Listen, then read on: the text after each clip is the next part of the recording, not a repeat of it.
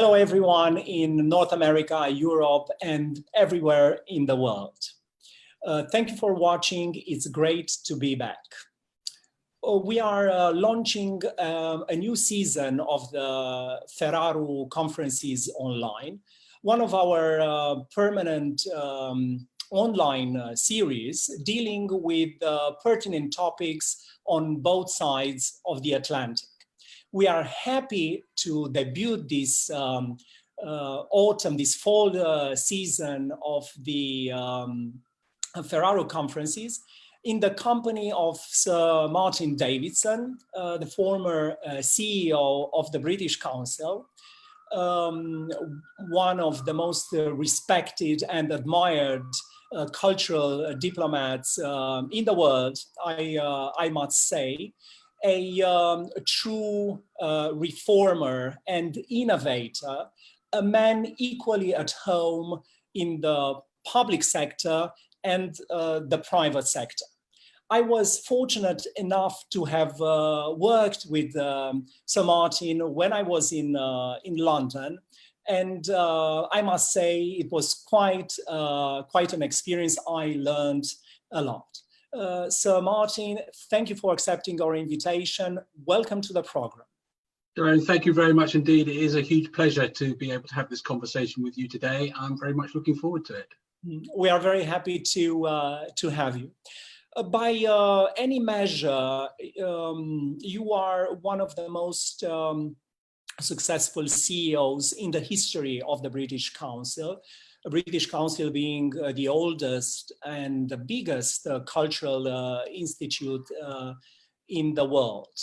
Your mandate, your long mandate, I think it was 7 years from 2000 and I think it was 2006 or 7 to 2014. Yeah. So your long mandate was rightly characterized by some bold reforms, backed by a rather original vision about cultural diplomacy, about the British Council, a vision that was meant to make the British Council even more effective and impactful. To what do you attribute the success of your work at the British Council, or to what do you attribute the success of a cultural diplomatic organization, for the matter? Is it an old and prestigious culture? Is it a language widely spoken? Is it people? Is it organization, a strong, powerful organization? Is it a vision that is bold and original? What makes a cultural diplomatic organization successful, in your opinion? Well, you're very kind in the way you characterize my time at the British Council. I think in many ways, I was rather old-fashioned. For me, one of the things I really wanted to do was to re-emphasize that all this talk about public diplomacy, soft power, all the rest of that language which kept on creeping in and still creeps into our work. Fundamentally, what the British Council was about cultural relations. It's about understanding each other, building relationships, building trust between people by sharing the best aspects of our cultures. And that re-emphasis on cultural relations is what we're about, I think was one of the important things that we collectively did and during that time. I think at the heart of what we were doing was create a broad understanding of what we mean by culture. I think all too often we constrain our meanings of culture. If you take, if you simply take the word and what it actually means, fundamentally it's about culture is about cultivating, it's about growing, it's about educating. A cultured person, a cultivated person, is somebody who is educated in the widest possible sense. And the arts are absolutely critical about part of that, but it's only part of that wider sense of culture. I think also the sense of culture as how our societies work, how we engage with each other, how we run our societies. That 19th century almost, which we borrowed from Germany, from the German word of Kultur, which really came into Britain in the early 19th century. I think that was a really valuable addition to our understanding of cultural relations. So cultural relations was and is about that broadest understanding. So it is about our language. It is about our education systems. It is about the way in which we organize our societies and some of those core beliefs which underpin them. And I think that if we're going to be really successful in cultural relations, we've got to build that our understanding in that broadest possible sense. I think the second aspect for me, which was critical, is the way in which we defined cultural relations as our ability to use those aspects of a society which are most attractive to others to build long-term relationships and trust. So it has a purpose. And I think it's really important that we're clear about that cultural relations has a purpose, and that purpose is something which we have to pursue. And fundamental to that, as I say, is understanding what is attractive. And in the case of the UK, or I think it is about our language, because people want to use the language. It's about our education systems and to make those widely available to others. It's about our arts system. It's about sciences. It's about creativity and innovation. Now, those are the things which people, I think, find attractive. And then I think the third thing is to be clear about our own agenda, but also to be aware of other people's agenda, and to be on other people's agendas. You know? People come to learn the language for a reason. You need to understand why. They want education for a reason. They want artistic excellence for a reason. Those may be personal, they may be familial, they may be social, societal. But we need to understand what it is that people are looking for. So we actually engage in that mutual way across a very broad thrust of our understanding of culture. And I think if we do that, we can be hugely successful in building that core theme, which is about relationships and trust. And you know, one of the things I used to say is that if you know people, if you like people, then you're more likely to trust people, and then you're more likely to want to do business with them in whatever way, whether that's commercial or political or whatever other type of business.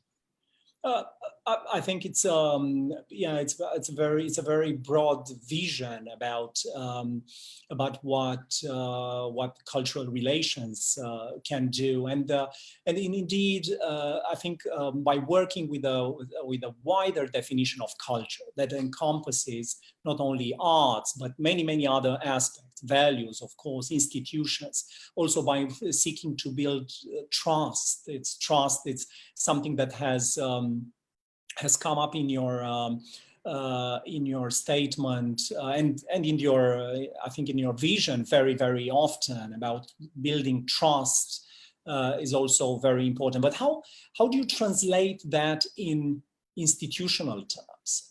The programs that you have supervised. You supervised while you were with the British Council, but in your career, long career as a cultural diplomat, as a leader of the cultural sector, you have supervised a lot of international programs. And what makes a cultural promotion program successful? Well, how did you assess whether something that you did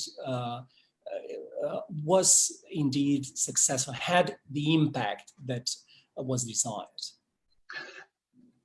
It's probably the most difficult thing. I think every one of us, particularly if we're receiving money from the public purse, All our ministries of finance and treasuries, they insist on demonstrate the value for money for what you do. One of the great problems that we have is what we do is a slow burn offering.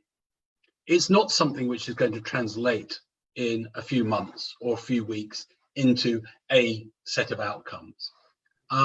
It is relationships are something which you build over time, and you and bear fruit over an even longer time. And if we start thinking about cultural relations in the terms of the lifetime of a government, then it's far too short. We need to think in terms of generational change. Yeah. How do you measure trust? Well, you can't really. You can ask people, do you trust me? And actually, you're going to get precisely the answer that you deserve by asking such a question. So it's only by proxy measures, which we look at and say, well, if we hadn't done something like this 10, 15 years ago, then would we be able to get the benefits, these benefits which we value at the moment? Take a case in point. As you know, much of my career has been in China. Yeah.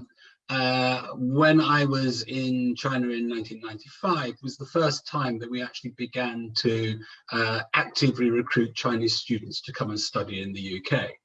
Up to that point, there had been about probably 700-800 students a year from China, mainly funded either by the British government or the Chinese government. There are now 120,000 Chinese students studying in the UK. Can I demonstrate to you that the direct outcomes from that shift? No, I can't. But by any measure, the impact on the relationships between people in the UK and people in China as a result of those sorts of numbers is absolutely enormous. Some of our politicians may not actually like it very much, but in my view, it is any sensible person must see that exchange at that sort of scale, of that importance in somebody's life, is going to have a fundamental impact on them and their understanding of our country. I think the other aspect of this, which is so important, is that we must be really careful that we don't try and turn this into a utilitarian activity. That we do X in order to achieve Y. We do X, Y, and Z in order to achieve a range of different sets of outcomes, and those outcomes are measurable only over the longer term. To say somebody we're going to teach you English because you want to trust us is not going to be successful. We're going to teach you English because you want to learn English for your particular purposes. Alongside that, you can't learn somebody's language without understanding something about their culture, their background, the values, which are all embodied in language. And by meeting and understanding and engaging with people, that all, so that the teaching of English has an impact which is peripheral in some senses to why the individual might be wanting to do it, but actually it's the core, the heart of what you're trying to actually achieve. You are now heading a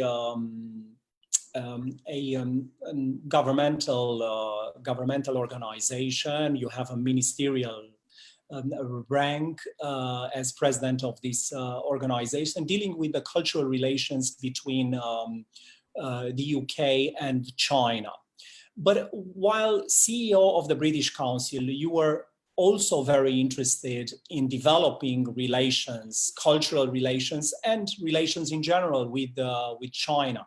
When looking back to this experience, because you are an expert on China, you speak the language. Of course, you know a lot about that country.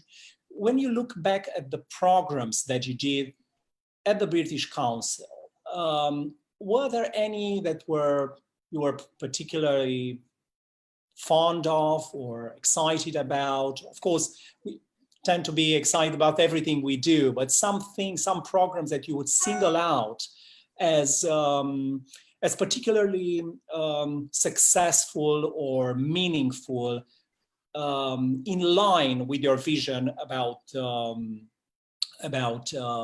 cultural relations in general? I think there's a whole range of things that I'm proud of. One which I particularly love was we agreed with the Chinese Ministry of Culture that we would take a Henry Moore exhibition to China, including a number of his big monumental statues. You can imagine the costs and the difficulties of transporting several tons of bronze around the world. But what made me particularly fond of this program is we persuaded the Chinese government to allow us to place these monumental bronzes in one of the imperial parks in Beijing. Wow. So outside, not in a museum. Wow. And then they were so nervous about them because they of course they're astonishingly valuable, etc., etc. But so they put police guard on every one of them, and the Henry Moore Institute here said, no, we don't want these. They said, but people will climb on them, and they said, well, that's exactly what we want them to do. That is what the art is there for. It's public art. It's in a public space for the public to enjoy in whatever way they want. You're not going to damage a Henry Moore bronze by climbing on it. And that, for me, what was so exciting about that was, apart from anything else, it was a wonderful exhibition in artistic terms. But actually, it also carried with it an astonishing amount of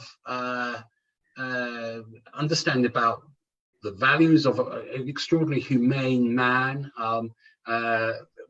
his desire to bring art into the public space, his desire to articulate what was going on around him through his art, the fact that we wanted that to be available to people in China in a completely open way, in a way which art, and this was in the late 90s, early 2000s, art in China was not widely available. So I'm proud of that. It was a small one-off example, but it's one of the things that for me was so powerful about what engaging with the arts can also bring with it, because the arts carry, in the same way we talked about language carrying an enormous load of culture, the arts, of course, even more so does that. So I think one of the things I'm proud about the British Council is the way in which we encompass that diversity of culture. I think it's one of the great strengths of the organisation, and I don't think we should ever limit our understanding of what we mean by culture and cultural relations. We've got to be expansive in it. And of course, during this, during your entire career in various capacities, you have developed teams as a leader of these organizations. Were there any attributes you sought in the people you were recruiting? What makes a good cultural relations expert or international cultural promoter or cultural diplomat? We can use, I know it's a long, and complicated discussion about these labels. Yes. So let's not get into that, because they tend to be too, too specific. But I think it's one of the most boring discussions we go into. Yeah, probably. And really, I really don't want to get into that. Primarily because I'm not that interested, because we know what we are talking about, and this is cultural relations. So when you picked up your teams, your collaborators, and you still do these days, is it something that you're looking for? How would you describe, the profile of one of your team members? I think one of the most important things is intense curiosity and fascination with the other.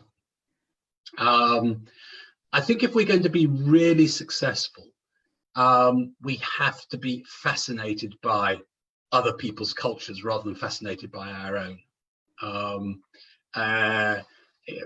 We talk about mutuality all the whole time, but what does mutuality actually mean? It means being interested in what other people think, what other people do, or the way in which other people respond to similar sort of impetuses that we do.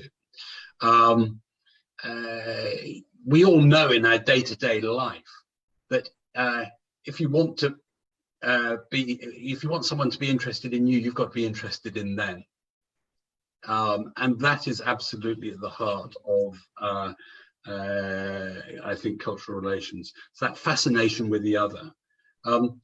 I think very often we spend too much time in trying to understand commonalities and not understand difference.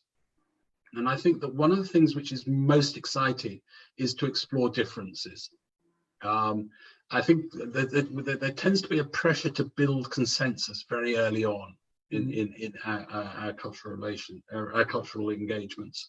But I think that one of the most interesting conversations you can ever have is about how we're different from each other, rather than how we're actually the same. So that that intense curiosity, that fascination with the other, the push away from building the bland consensus or the bland sense of commonality is really, really important. And if we do that well, I think it leads into what I see as being our the second critical aspect of all this is a very high degree of humility. I think as cultural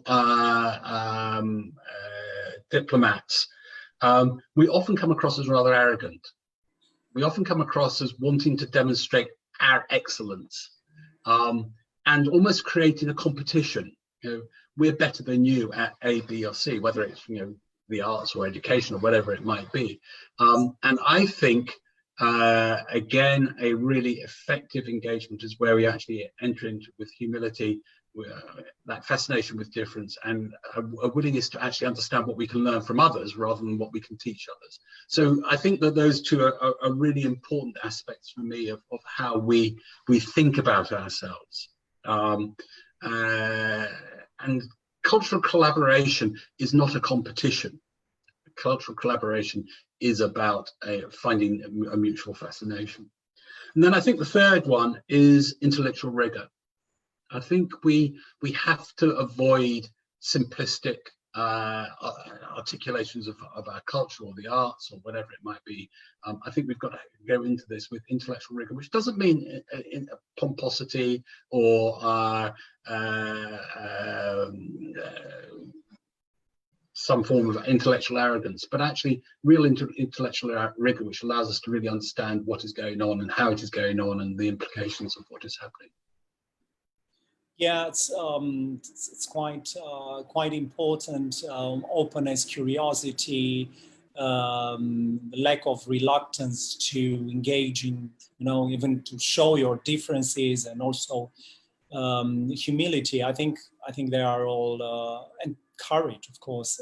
They're all very, very important in our work. And I think they have been quite tested lately as we are going through a quite unusual time, really, really stressful and strange with the global pandemic. It has had a tremendous effect on all of us. It has sent shock waves in all directions. How do you think the cultural relations were impacted by this medical crisis, and not only medical crisis, because it has a lot of reverberations in other aspects of our life. How do you think it changed, the way we do things, apart from something that we are online and we'd rather have this conversation in person. But apart from that, and we will talk about we'll be talking about digitalization. But, sure. but how do you think it has affected, and what do you think it will change forever in the way we conduct cultural relations programs? Without being glib, I think the simple answer is I don't know. And I think that that's one of the problems. I think everybody, whether it's the same in New York or not, I don't know, but here in London, everybody talks about the new normal, which is a phrase which drives me absolutely to distraction, because I don't think any of us know or understand. We're right in the middle of the crisis at the moment. The long-term impact, I think, is something which is going to work out over a much longer period of time. I do, however, think that we can already see signs of how potentially dangerous, and I do mean that word dangerous, the present situation can be in terms of trust. And for me, this goes back to this fundamental question about building trust, and that requires engagement. In the particular environment that I'm focused on at the moment, which is around China, I think we already see a weakening of trust. Now, the relationship with China, the global relationships, the relationship between the United States and China, between Europe and China, between the UK and China, is under a huge amount of stress. We all know and understand that. But I do see real signs that the sheer regularity of contact which we used to have, which really has simply stopped in the last 8 months. I think we're beginning already to see the potential dangers behind that, because we're no longer having the conversations, and those aren't the formal conversations around the big table with two sides sitting opposite each other. It's the conversations over the dinner table, it's the conversations in the bus, it's the conversations in the bar. It's all that human engagement that goes on, and that's whether it is within conferences or education environments or artistic environments. All of those, because they've stopped. And I really do think that we can begin to see that some of that understanding, which we could assume, not agreement, but understanding of where each side was coming from, is beginning to be lost already. And I think that that's a huge danger. So my suspicion, my hope, I think it's probably a better way of putting it, is that we will reinforce, refine, and rekindle our interest in the face-to-face, because I think it is so important behind what we do. It's absolutely critical. But I do think we've got to be extraordinarily cautious not to think that we understand the impact of what is going on at the moment, because I don't think we can do when we're right in the middle of it. We can have all sorts of thoughts and ideas and suspicions about what will happen, but I do think that we've got to ensure that we stay very open and flexible over the next period, in order to be able to capture at the right time the impact of what is going on around us. I totally agree with you. I mean, I'm longing for in-person contact, and of course for our profession, the direct contact, the in-person contact, the stage, the experience, the cultural experience is very much an experience that, of course, it's fundamentally something that you share with others, but not the others that are around you, that are with you in halls or in other cultural spaces, in galleries, in museums, in other places where you share that at the same time with others.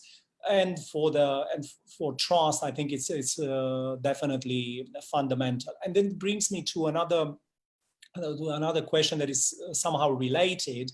Of course, we are talking a lot about digital diplomacy, and we talk about digital cultural diplomacy. We are all broadcasters these days, for better or worse. We are all online, doing things and programs and projects online.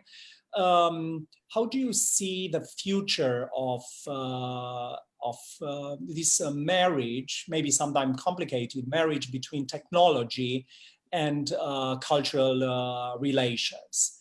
Are there any, so far, less important lessons that we want to keep, or how do you see this I think important issue of digital cultural diplomacy? I think there is so much happening which is hugely important and fascinating through our use of digital. Being able to have this sort of conversation, which simply would not be possible with the audiences which one hopes what we might be able to create in due course. So the digital has a whole range of value, which I think it brings. One is the ability to reach much greater audiences, the ability to engage people in a whole host of different ways, and hear from people, a whole range of people whose voices perhaps are not readily heard. The ability to share events, thinking in a way which, on a global basis, which otherwise wouldn't be possible. So these are really important gains. So I think we will. One of the things that we will need to do is ask ourselves, well, how do we capture those gains, but also how do we manage some of the dangers behind them? What does worry me is the sense that somehow the digital will replace the more traditional. And as you were just saying, it is wonderful to be able to watch a performance of the Royal National Theatre at home on my television, which is what we've been able to do over the last few months. It's wonderful to be able to watch a performance of the Opera House in a cinema. It's wonderful to be able to walk through some of the great museums of the world virtually, but it isn't the same experience. And I think this is the thing that we've got to really understand. These are incredibly valuable experiences, but they are not the same experience as you have being sat in a theatre or in an opera house, or attending or going to an exhibition in a museum. We all know, and performers say it the whole time, that the engagement between audience and actor is so important. So every time you go to the theatre, it's a different experience because the audience is different. You might be saying the same words, but actually the experience is different. If you go to a great museum, one of the parts, a critical part of the experience is how people around you are responding to what you're looking at and responding to, whether it is within a traditional museum, a gallery, whatever it might be. Actually, it's that engagement with other people which is so exciting and fascinating. So I think it's important that we don't see these as either in competition or alternatives, but rather as additions, and think about how we can use those additions in a more interesting way. So I think there's still a lot of exploration that we need to do around the digital environment to make sure that we understand the value that it has, the impact that it has, and how we can actually then develop our activities using the digital in a way which actually captures the value and deals with some of the difficulties that it also brings. I think in the end they are complementary, and they can work together. And as you rightly pointed out, there are certain things a digital program can do, and maybe it's easier and cheaper and faster to do it. And there are certain things it will never be able to accomplish, and technology must be deployed very in a certain context in order for it to work, especially in cultural relations. I think just on that, just one point to add to that. I think in a bizarre way, digital is often quite narrow casting. You're casting to a self-selecting group of people in a particular way. One of the most exciting things that happens, I think, on in a cultural relations is the exciting thing that happens which you hadn't actually anticipated, the unexpected.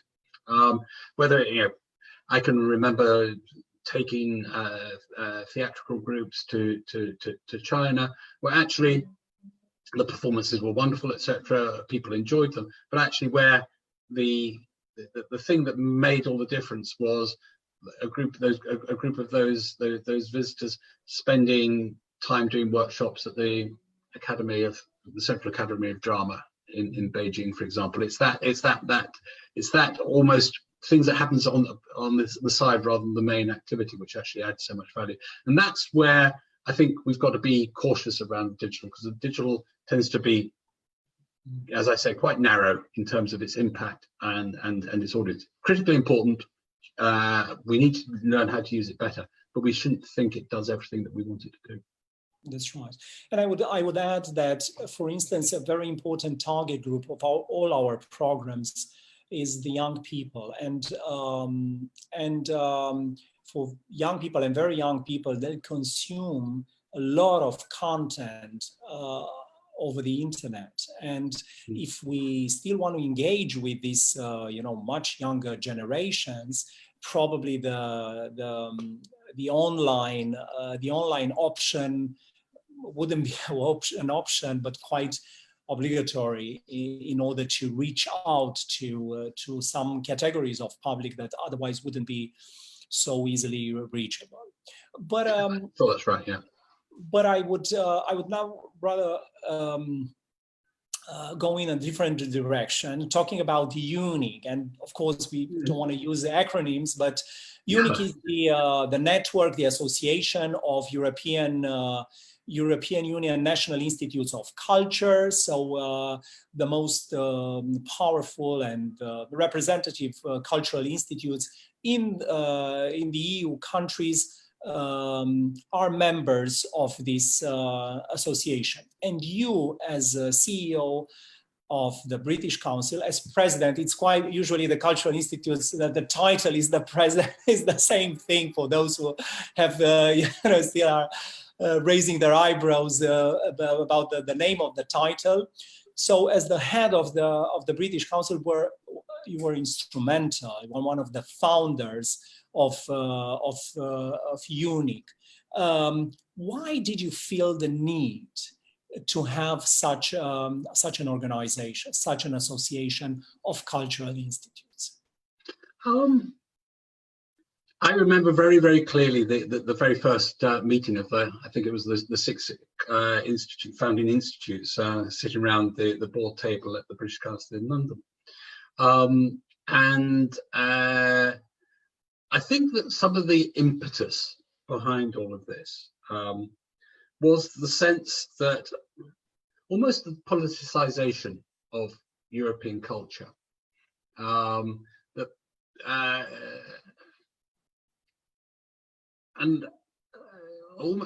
not sure I even know what European culture is. I know what aspects, aspects of British culture, English culture, but I think that one of the things that worried all of us was that we saw an attempt to create something, a slightly homogenized European culture, which was probably, which seemed to us to be losing the diversity of people's different cultural experience across Europe, which I think is so critically important.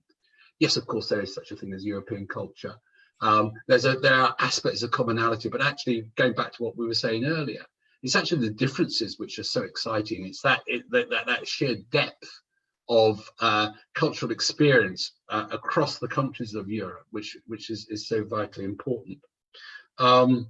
So I think we didn't want to see this European culture suddenly being created, particularly by our politicians, as something which could then be utilized. And we wanted to move away from that homogenizing. I think we also recognized that we were going through a period at that time where governments, politicians were asking more and more about, well, what is the point of this? How do we use it more effectively in order to achieve our short and longer term aims? And we felt that there was a huge amount of learning that we could do between each other. We all came from slightly different traditions, with slightly different backgrounds, slightly different expectations, slightly different understandings even of what we were doing. And it was actually that sharing of those understandings which were so important. And certainly, I think for a number of us, that belief in the importance of arm's length, that cultural relations cannot become instrumental or instrumentalized. It has got to be, it's a more important thing than that, and the arm's length is critical. So I think those were some of the impetuses behind all of this.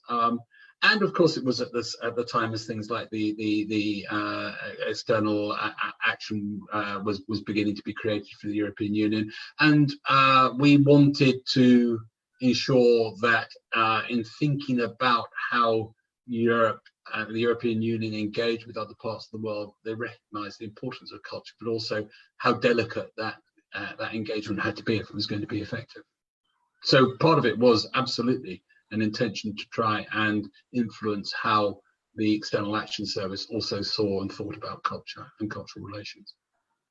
Looking back at 14 years of EUNIC, do you think it's a successful organization?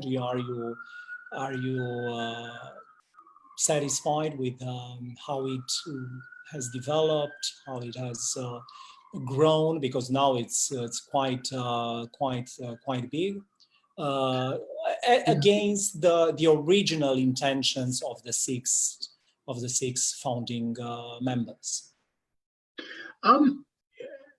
I think it's a very, very important organization. I think it is. Has it fulfilled everything that we wanted to do? Almost certainly not. No organization ever does. I think we learnt a huge amount in the early years. In particular, we learnt a huge amount about how different we were. And it brought a degree of clarity about how complex our different organizations, our different approaches were. And there was genuine learning from each other. I think there were some early attempts to create rather large one-size-fits-all type of activities, which foundered quite rightly. I think one of the most important innovations was the creation of the cluster approach, which for me is absolutely critical, because it means that the different groupings can actually become much more focused on what's going to work in their particular local environment, and that's hugely important. I think there are some areas where I'm obviously out of touch now. It's been some years since I've seen the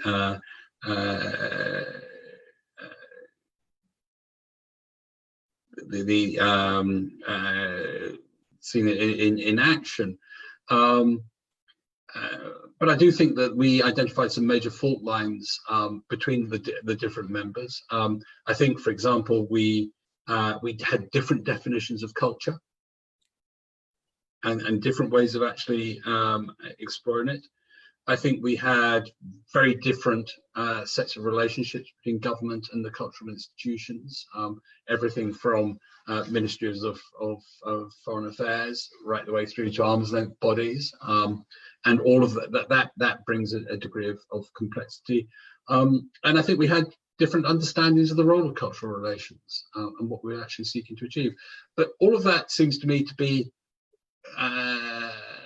those differences are actually part of the richness of what we have to work with.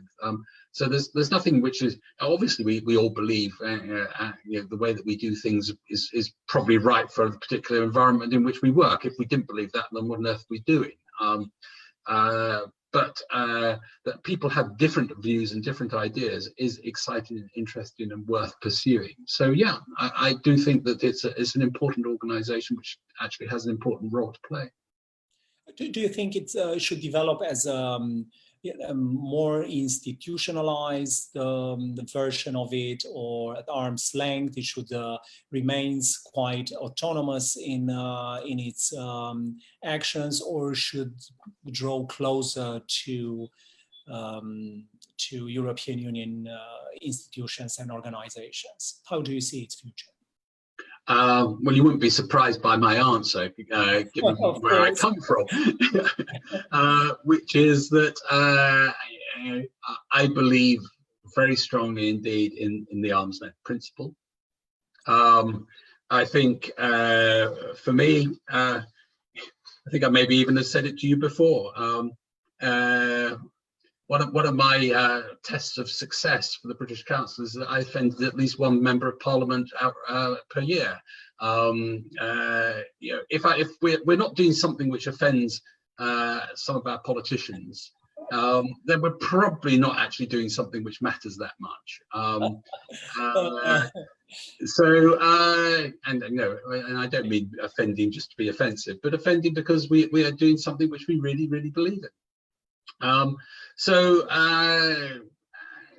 Given where I come from, given the particular way in which we think about things, I do think that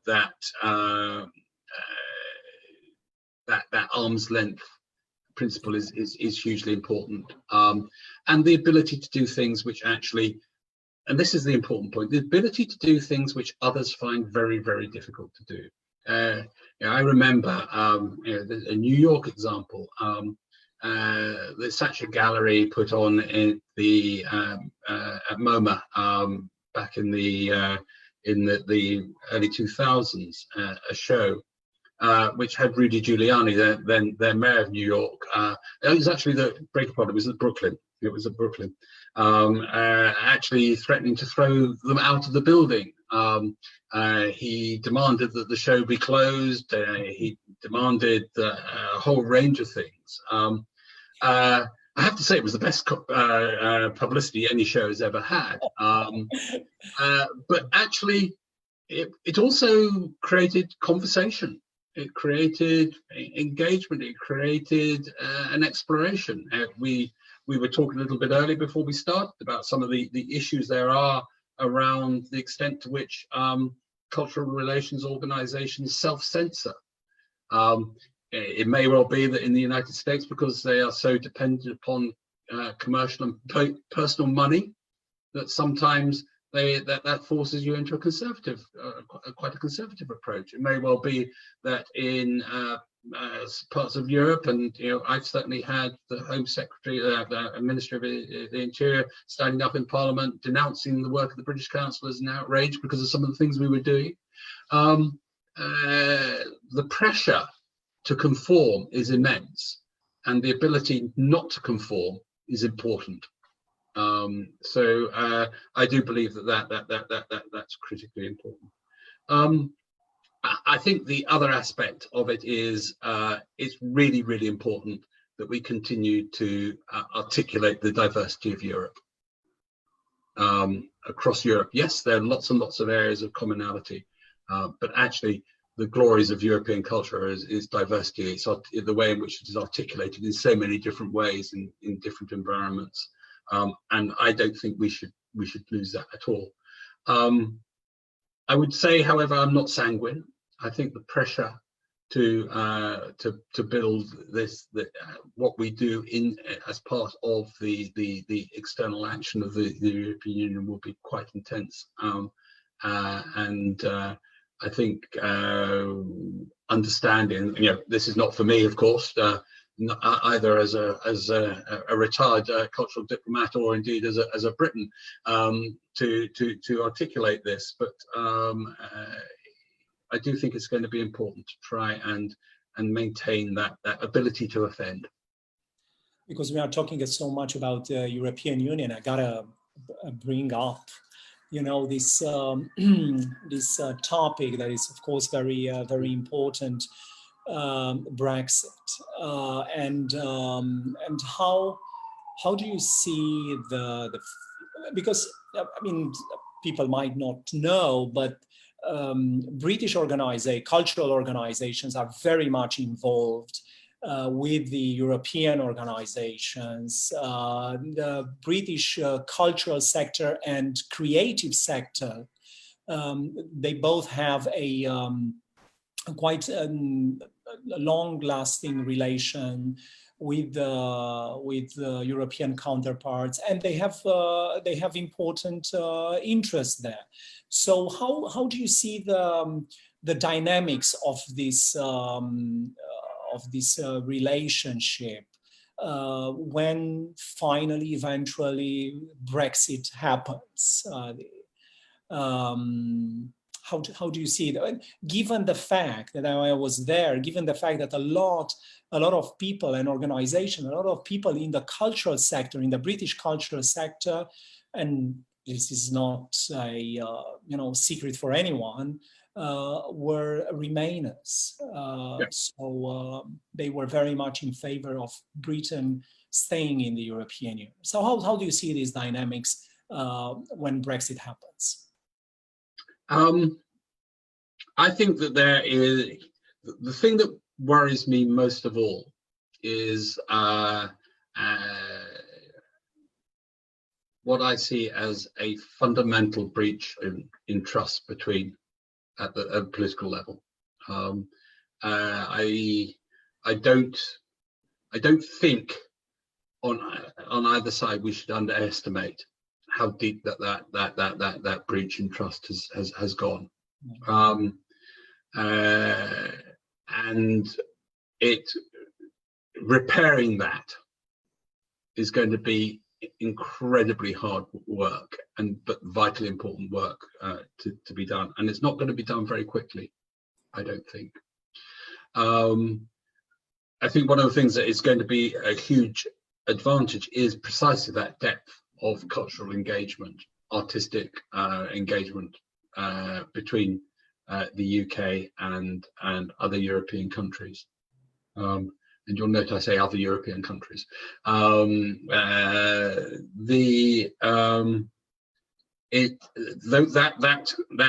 depth of personal friendship is something which we are going to have to build on over the coming period, and it gives me some hope that we will be able to do something to repair that breach of trust.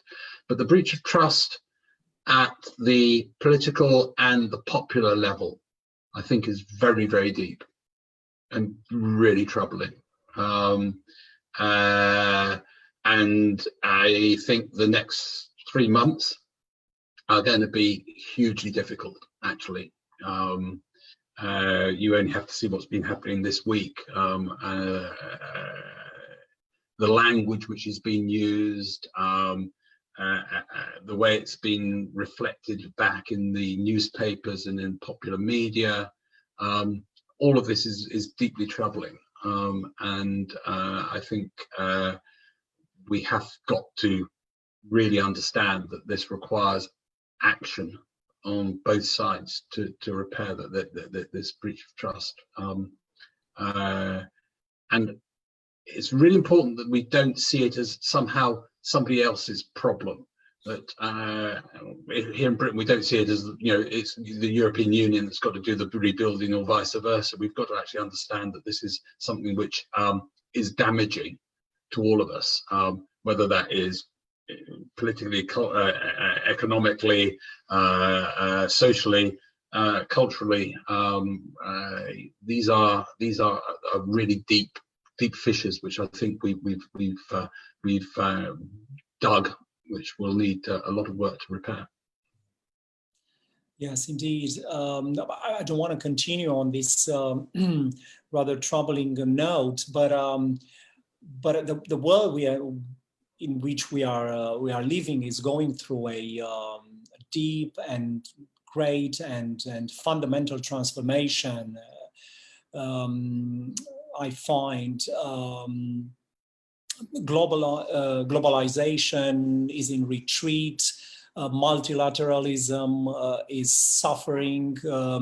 Countries tend to retreat behind their borders.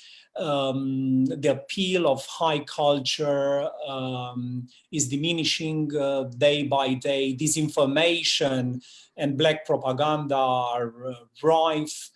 China, in which you are expert, is rising and becomes more powerful, and that changes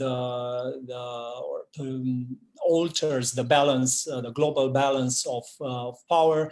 So a lot of fragmentation, a lot of tensions, conflicts, even.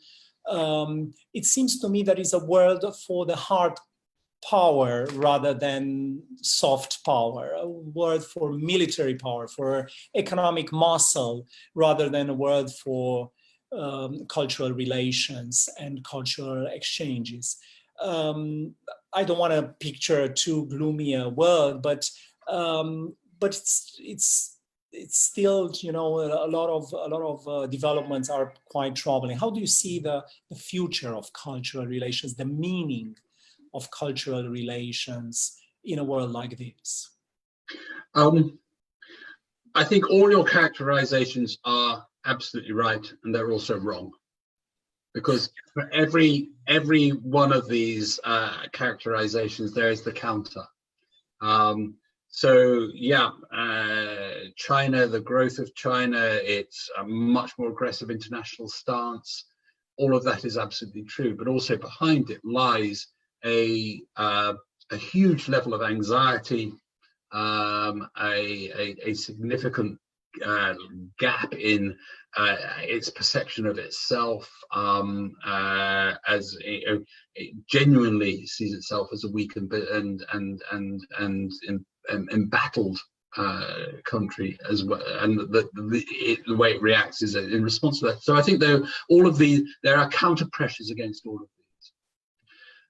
Fundamental, however, and it goes back to what we really, the leitmotif of this, our entire conversation is around trust.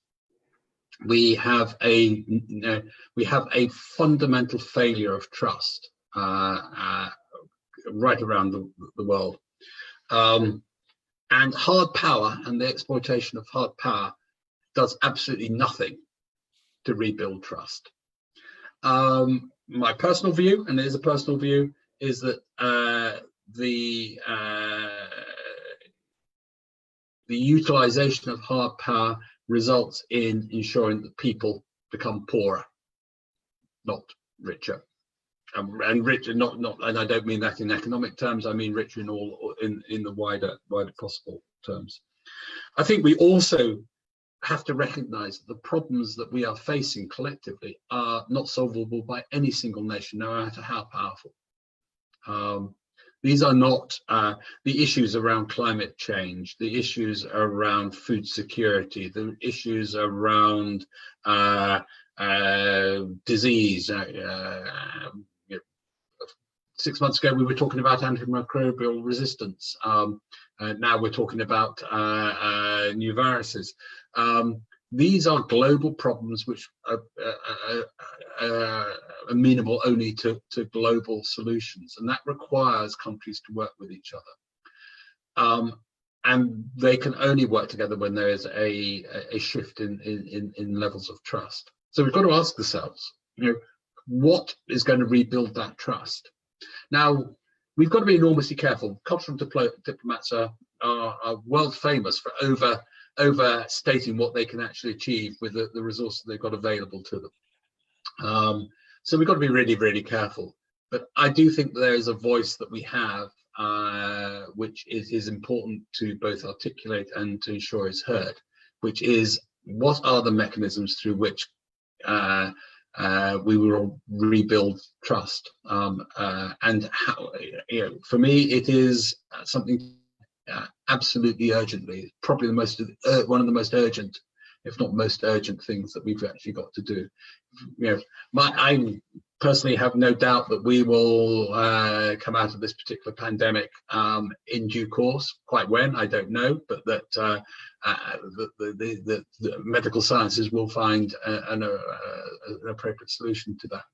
But the impact of this in terms of trust is not something which is going to be recovered that quickly, and so we've got to really invest in that for the future, and for the future of our children. I think we have the right tone to end our conversation, and I'd like to thank you once again for having accepted the invitation, and for these very interesting insights, and for these very strong arguments in favor of trust building, in favor of cooperation, in favor of diversity, and in favor of curiosity and courage. It's been quite a long conversation, but a very substantial one. And thank you for being with us this afternoon in New York, this evening in the UK. Dorian, thank you very much indeed. It's been a great pleasure as always. I just before we go, do follow us on social media, visit our website. We are putting out more original, exclusive content practically every day. It's something for everyone: history, visual arts, music, intellectual conversation, everything. Thank you, Transconcentric, for helping us co-produce this series, and thank you all for watching. See you next time.